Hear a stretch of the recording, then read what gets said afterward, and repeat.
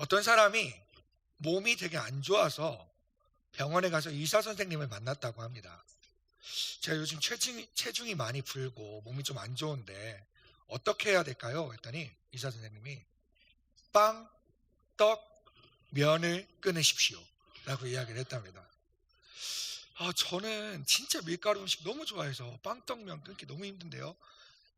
어떻게 다른 방법이 없을까요? 물어봤더니 단호하게 빵, 떡, 면을 끊으십시오 그렇게 얘기를 했답니다. 고민하다가 집에 들어와서 그 말을 안 지키고 살고 있다가 너무 몸이 안 좋아서 다시 의사 선생님 혹시 다른 방법은 없을까요? 그랬더니 의사 선생님이 빵, 떡, 면을 끊으십시오 이렇게 이야기를 했답니다. 그래서 간절한 의사 선생님의 말씀에 힘입어 끊기로, 단호하게 끊기로 열심히 했답니다. 빵, 떡, 면 중에 어떤 걸 끊었을까요? 네, 의사 선생님과의 인연을 끊기로 했답니다. 네, 이처럼 자신의 견해 또는 주장에 도움이 되는 정보만 선택적으로 취하고 자기가 믿고 싶지 않은 정보는 의도적으로 외면하는 그런 성향을 우리는 확증 편향이라고 한답니다. 쉽게 얘기하면 사람들은 누구나 자기가 보고 싶은 것만 보고 듣고 싶은 것만 듣고 믿고 싶은 것만 믿고 싶어하는 그러한 경향들이 있다는 거죠. 그런데 이러한 확증 편향 때문에 하나님께서 우리의 삶 가운데서 우리를 인도하시고 우리의 삶 가운데서 역사하시는 그 하나님의 뜻을 잘못 이해할 때가 종종 있는 것 같습니다. 오늘 본문에는 하나님의 뜻과 관련하여 서로 다른 모습의 유형을 보이는 세 유형의 사람들이 등장합니다. 어쩌면 이 세상을 살아가고 있는 모든 사람들은 이 세 가지 유형의 사람들 중에 한 명으로 속해 있는 줄도 모릅니다. 오늘 말씀을 통해서 나는 하나님의 뜻과 관련하여 이 세 유형 중에 어디에 속해 있는가를 다시 한번 돌아보시고 하나님의 뜻을 분별할 수 있는 여러분들이 되시기를 주님의 이름으로 축복합니다. 첫 번째 유형은 자신의 뜻대로 하나님의 뜻을 만드는 자입니다. 사울입니다. 우리 한번 따라해 볼까요? 자신의 뜻대로 하나님의 뜻을 만드는 자. 그렇습니다. 우리가 지금 계속해서 사무엘상 말씀을 큐티를 통해서 쭉 묵상하고 있습니다. 사무엘상에 나오는 주요 인물 중에 하나인 사울의 대화를 한번 잘 살펴보시면 뭔가 특징적이고 반복적으로 등장하는 단어가 있다는 것을 알 수 있습니다. 특별히 오늘 본문의 바로 전인 23장에서도 사울이 이야기하는 것들을 잘 보면 그 특징들이 매우 잘 드러나 있음을 알 수 있습니다. 23장 7절 말씀 보면 다윗이 그일라에 온 것을 어떤 사람이 사울에게 알림해 사울이 이르되 하나님이 그를 내 손에 넘기셨도다. 그가 문과 문 빗장이 있는 성읍에 들어갔으니 갇혔도다. 그리고 21절 사울이 이르되 너희가 나를 긍휼히 여겼으니 여호와께 복받기를 원하노라. 사울이 말하는 것을 잘 살펴보십시오. 특별히 사울이 여호와라는 단어를 통해서 하나님을 이야기할 때 반드시 세트 메뉴처럼 같이 오는 주체의 단어가 하나가 있습니다. 바로 나, 내가, 내라는 단어입니다. 사실 사무엘상 23장 7절 말씀은 다윗이 그일라 성에 갇혀 있을 때 그때 사울이 했던 말입니다. 다윗을 그렇게 잡으려고 쫓아다니고 찾아다녔는데 잡지를 못했어요. 그런데 다윗이 성 안에 들어갔다는 거예요. 더 이상 도망가지 못할 성 안에 딱 갇혔어요. 드디어 다윗을 잡을 수 있는 기회다. 도간에 든 쥐다. 이제는 다윗을 잡을 수 있겠다. 이 욕망을 누구의 뜻으로 해석합니까? 하나님의 뜻으로 해석합니다. 자기 자신의 뜻, 다윗을 잡고 싶다는 자신의 뜻인데 그것을 하나님의 뜻으로 바꾸어서 이렇게 말합니다. 여호와께서 그를 내 손에 붙이셨다. 내 손에 넘기셨다. 이제 다윗은 하나님께서 내가 다윗을 잡을 수 있도록 다윗을 성으로 몰아넣으신 거다. 이렇게 생각을 하는 겁니다.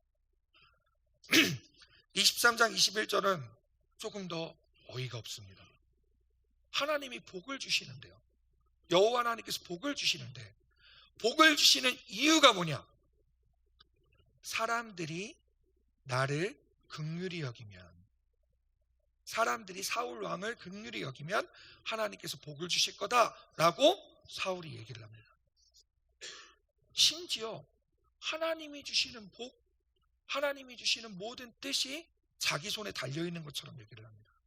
나한테 잘하는 사람은 하나님이 복 주실 거야. 나한테 잘하면 하나님께서 너에게 축복 내려주실 거야.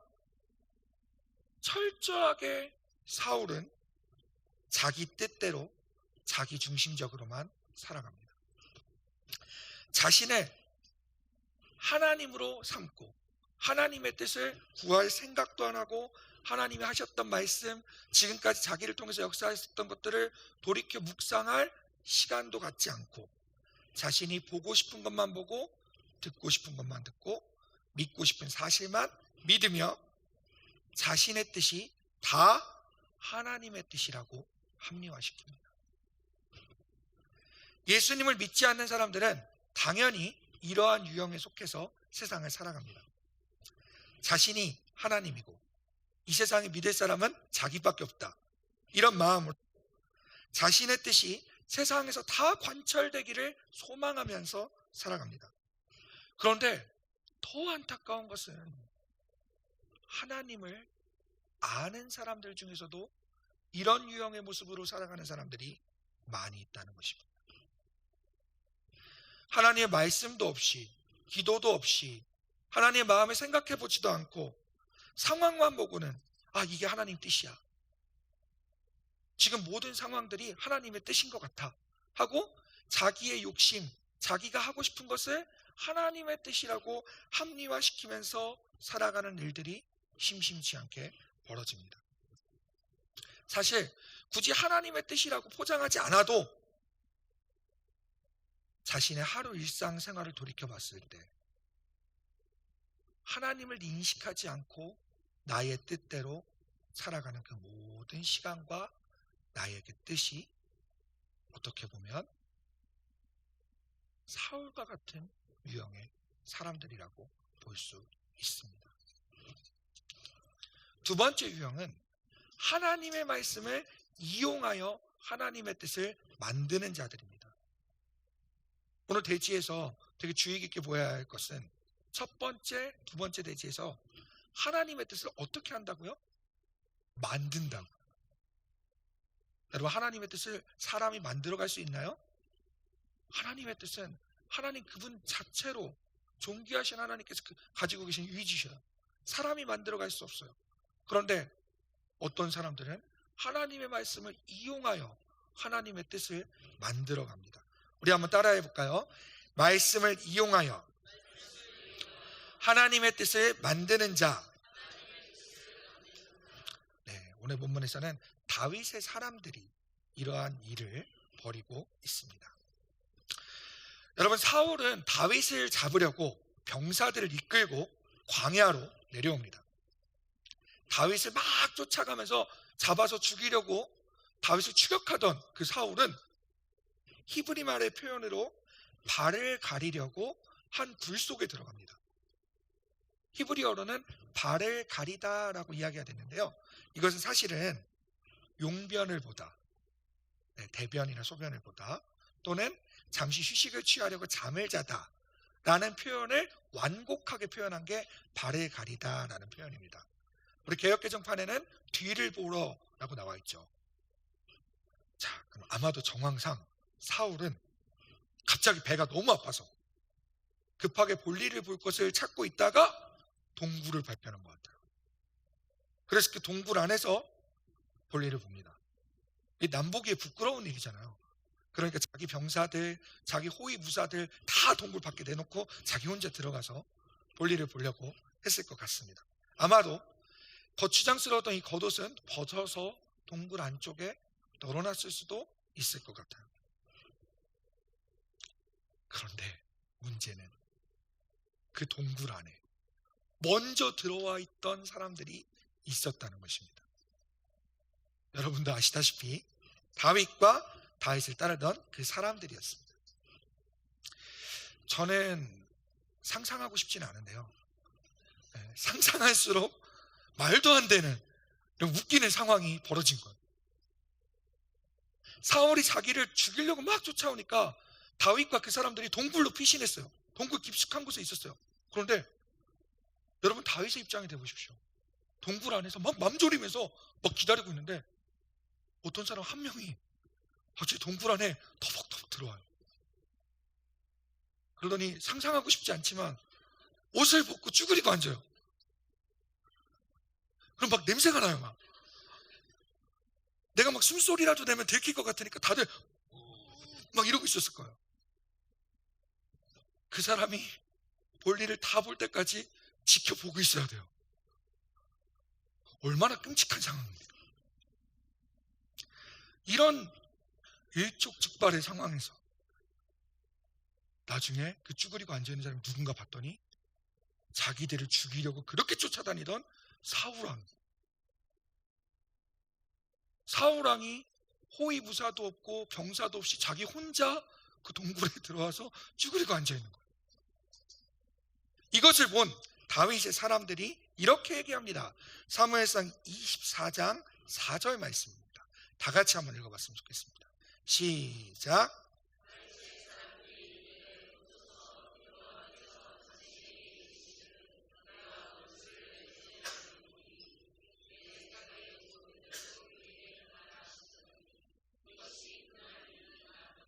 아멘.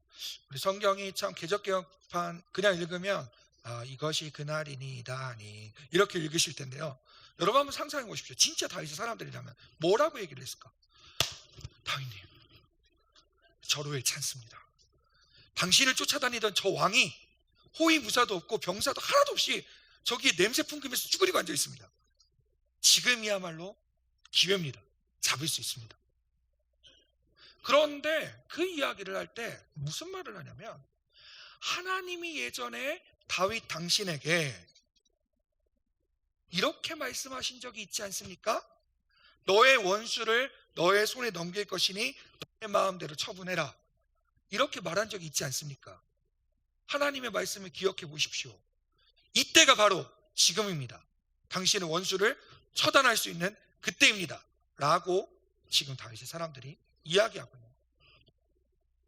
아마 뒷말은 생략됐지만 다윗을 따르던 그 사람들은 이 지긋지긋한 도피 생활을 다 끝내버리고 바로 이 자리에서 사울을 없애버리고 모든 걸 해결하고 다윗이 딱 왕이 돼서 자기네들은 신분 상승하는 것을 아마 벌써 머릿속에 막 그리고 있었을지 몰라요.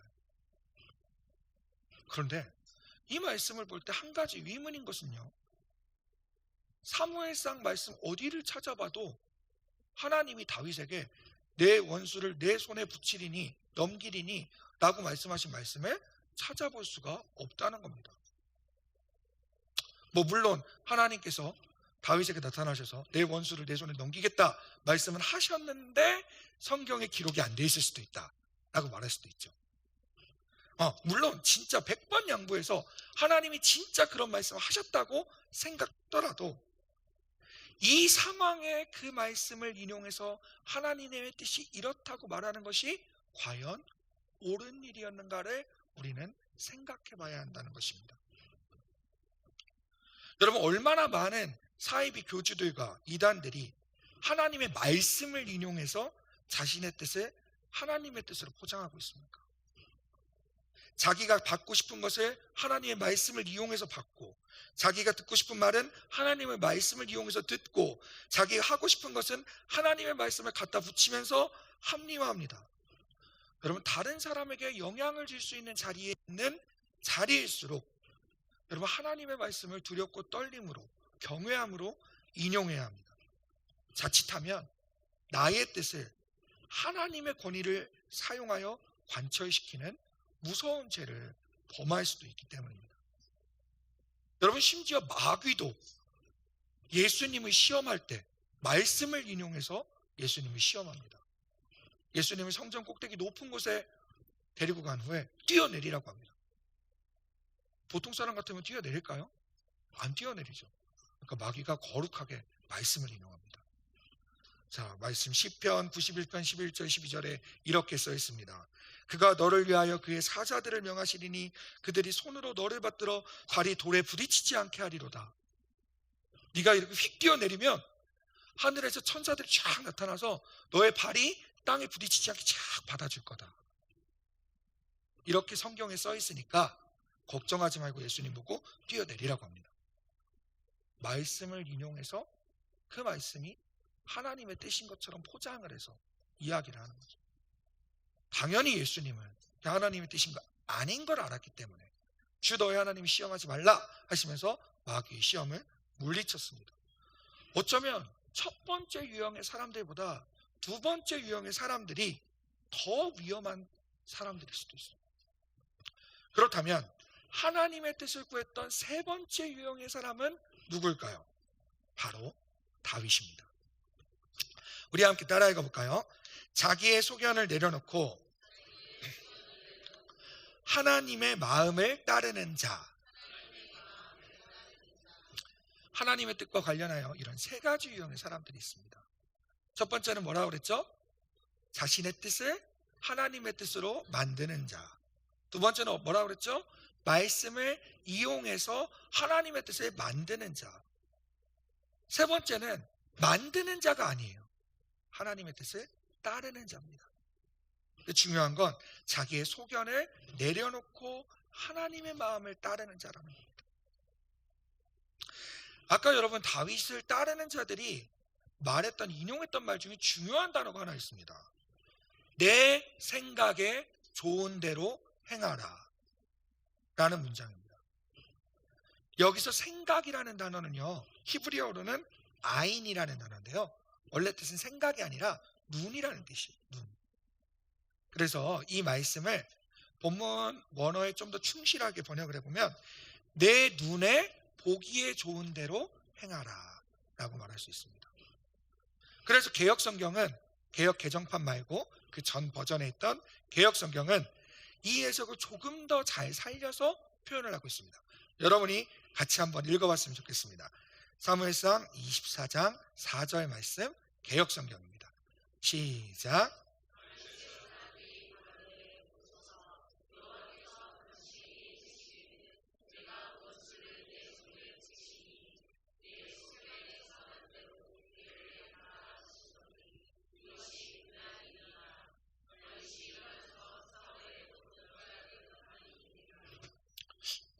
여러분, 어디서 많이 본 듯한 표현이 있지 않습니까? 아무도 대답 안 하시네요. 어디서 많이 본 듯한 표현이 있지 않습니까? 각기 자기의 소견에 옳은 대로 행하였더라. 아멘. 여러분, 사사기의 그 암흑 시대를 대표했던 그 말씀이 여기 똑같이 재현되고 있어요. 이 당시 다윗의 시대의 사람들이 하나님의 뜻을 판별하는 기준은 각기 자기 소견에 옳은 대로 행하는 것이었어요. 여호수아가 죽은 이후로 다윗의 시대에 이르기까지 그 시대를 통틀어서 사람들의 마음속에 쓴뿌리처럼 계속해서 괴롭혔던 그것이 각기 자기 소견에 옳은 대로 행하는 것이었어요. 그것을 처음으로 탈피하고 자기의 소견대로 행하지 아니하고 하나님의 마음을 생각했던 자가 바로 다윗입니다. 그렇기 때문에 하나님은 다윗을 하나님의 마음에 합한 자라고 표현을 하십니다. 다윗이 위대하고 하나님께서 인정했던 이유는 이 몇백 년간 끊어왔던 자기 소견대로 행했던 그것들을 멈추고 하나님을 바라볼 수 있던 눈이 있었기 때문입니다. 이 일은 지금 우리가 살아가고 있는 이 시대에도 마찬가지로 적용이 됩니다. 이 시대는 절대적인 진리는 없다, 각기 자기의 소견에 옳은 게 진짜다 라고 말하고 있습니다. 이러한 시대에 자기의 소견을 내려놓고 하나님의 마음을 알고 하나님의 뜻을 구하는 자들이 얼마나 되겠습니까? 그런 자들이 우리 가운데 일어날 때 하나님께서 그들을 통하여 하나님의 뜻을 이루실 줄로 믿습니다. 여러분, 하나님이 어찌 보면 다윗이 볼 때도 모든 환경을 다 조정해서 하나님이 사울을 다윗 손 바로 앞에까지 탁 갖다 놓은 것처럼 보여요. 하필이면 수없이 넓은 그 엔게디 광야에서 드렴소 바위로 갔어요, 사울이. 하필이면 그 바위들이 되게 많은 데서 굴 중에 한 군데를 찾았어요. 하필이면 그 굴 앞을 지나갈 때 배가 아팠어요. 하필이면 그 굴에 들어갔더니 수많은 군대들을 다 물리치고 혼자 들어갔어요. 어찌 보면 정말 눈앞에 보이는 소견대로 한다면 당연히 사울을 잡는 게 다윗의 선택이 될 수 있어야 돼요. 만약에 제가 다윗이었다면 차마 이제 여호와의 기름 부은 받은 자를 죽이지는 못하겠고 아마 이렇게 좀 포로로 삼지 않았을까. 그리고 각서 써라. 나 쫓아다니지 않겠다. 자, 앞으로 쥐 죽은 듯이 잘 있겠다. 그럼 풀어주겠다. 이러면서 아마 사울을 이렇게 쭈그리고 앉아서 용변 보고 있는 사울을 포위하고 바지 입어라. 그렇지 않으면 너 당장 너를 체포하겠다. 뭐 이런 식으로 자기의 속에는 옳은 대로 행했을 거예요. 그런데 다윗은요, 사울이 일 다 보고 나갈 때까지 전혀 사울을 건드리지 않습니다. 하나님의 마음이, 하나님께서 직접 기름 부으시고 세운 그 종을 건드리면 안 된다는 그 하나님의 마음을 깨달았기 때문에, 하나님께서 기름 부으신 자니 하나님께서 심판하실 것이다. 원수 갚는 것은 하나님께서 판단하실 일이다. 당장 해결하고 싶고 논리적으로는 당한 만큼 바로 갚아주고 싶지만 하나님의 뜻을 구하려는 사람은 반드시 자신의 뜻을 먼저 내려놓아야만 합니다. 자신의 뜻을 내려놓지 않고 하나님의 뜻을 구하는 것은 모두 합리화일 뿐입니다. 보고 싶은 것만 보고 믿고 싶은 것만 믿는 자신의 소견을 내려놓고 하나님의 마음을 구할 때 하나님은 말씀을 통해서 여러분에게 하나님의 뜻을 알려주십니다. 또한 빌립보서 2장 13절 말씀 보면 너희 안에서 거하시는 행하시는 이는 하나님이시니 자기 기쁘신 뜻을 위하여 너희에게 소원을 두고 행하게 하시나니. 아멘. 이 말씀처럼 먼저 우리의 소견과 소원을 내려놓는 순간 하나님은 자신의 뜻을 이루기 위해서 우리 안에 새로운 소원을 불러일으키십니다. 우리가 상상하지 못했던, 우리가 생각하지 못했던 하나님의 뜻을 이룰 수 있는 그 강렬한 소원을 우리들 마음속에 부어주십니다. 이것을 통하여 하나님의 뜻을 이루어 가십니다. 마지막으로 우리 로마서 말씀을 읽고 오늘 말씀을 마무리하겠습니다. 로마서 12장 2절인데요. 다 같이 한 목소리로 함께 읽어봤으면 좋겠습니다. 시작. 너희는 이 세대를 본받지 말고 오직 마음을 새롭게 함으로 변화를 받아 하나님의 선하시고 기뻐하시고 온전하신 뜻이 무엇인지 분별하도록 하라. 아멘. 여러분, 이 세대가 지금 바라보고 있는 그 소견, 내가 바라보고 있는 그 소견, 그것이 먼저가 아니라 하나님의 마음을 알아 마음을 새롭게 함으로 하나님의 뜻을 분별하는 여러분이 되시기를 주님의 이름으로